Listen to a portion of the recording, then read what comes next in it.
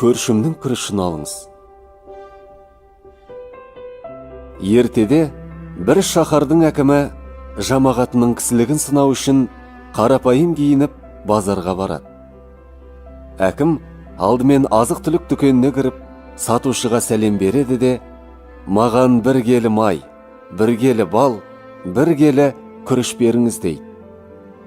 Сатушы бір келі май өлшеп, ақшасын алған соң, мырза, басқасын көршімнен алыңыз. Оның балы тәтті, және ол әлі ештеңе сатқан жоқ дейді. Әкім екінші сатушыдан балын алып болған кезде, ол да, мырзам, менің саудам сәтті болды. Күрішті көршімнен алыңызшы. Ол әлі ештеңе сатқан жоқ еді дейді. Көңілі рахатқа кенелген әкім, осындай ізгі адамдары бар шаһарға Алланың нұры жаусын деп, қуанышпен дұға жасапты.